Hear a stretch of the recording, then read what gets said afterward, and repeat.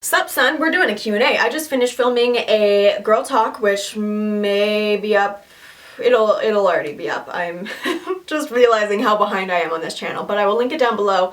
It's on how to be friends with an ex, so you should check it out and thumbs it up and blah blah blah. And let's get into the questions. I'm pulling these from Ask FM. First question is, and this kind of goes along with the video I just filmed, are you still with your boyfriend? No.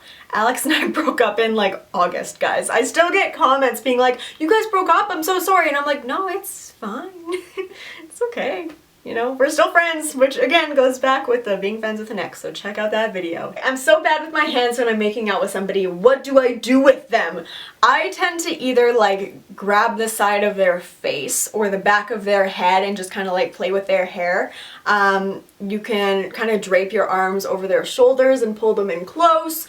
You can have like a hand on their chest and a hand on the back of their hair. Like, don't feel weird, because you're like, when you're making out, you're so focused on making out that never once have I just been like, why are his hands on my legs? They should be here instead. Like, just don't overthink it. For times you don't finish during sex, is it just a missed chance at an orgasm, or do you wait for the guy to leave to finish yourself off? Is it frustrating not being able to finish during sex? Whenever I don't finish, I strictly sleep with people who are considerate when it comes to sex. I have no interest at all in a guy who's like, I came, peace. Like, no, no, no. Would you rather give head a U-hole? I don't understand this question. Oh, your whole life, or not give head at all for your whole life? Would I rather give continuous head 24/7 or never give head 24/7? I would rather never give head 24/7 because I have other shit to do. I don't mind giving head. I'm fine with that, but I do not want to do that all day, every day, ever. My boyfriend and I are 17 and want to start having sex, and we were close the other night until he said he didn't have condoms because he's too embarrassed to buy them, and I don't have any money of my own at the moment. Is the pull-out method safe? No, don't do that. If he's too embarrassed to buy condoms, he doesn't get to have sex.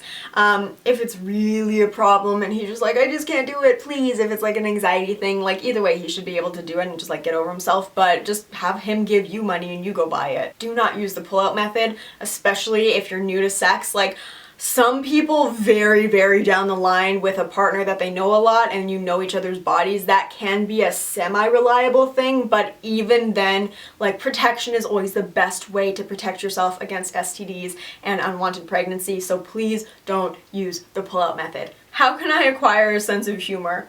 I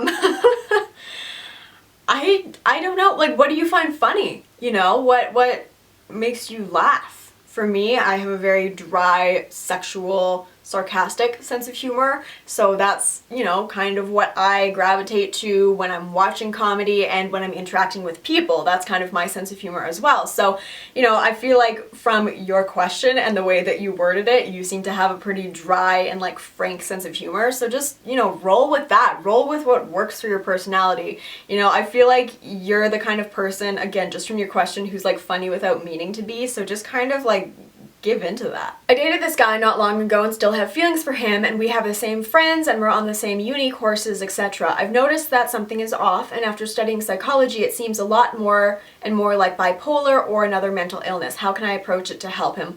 I would say, because you are not actually qualified. You know, you can read a psychology textbook and be like, oh, you know, I'm diagnosing myself and everybody around me. You're not actually qualified, and even if you are, it's not necessarily your space or your right or your job to go up to him and say, I think you have a mental illness, because that can be very triggering for some people. He might know, he might not even have anything, you know what I mean? So I would say, unless he for some reason comes up to you and is like, do you think I am bipolar? In which case you could say, I don't know, you could maybe go and see a therapist and get diagnosed if that's something you're concerned about, but otherwise I wouldn't go up and diagnose somebody. Okay guys, that's where I'm gonna end this off. Hopefully you enjoyed. If you did, make sure to give it a thumbs up and subscribe down below. We're almost at 70,000 subscribers, so if you could share this video, that would help a lot. Okay, bye.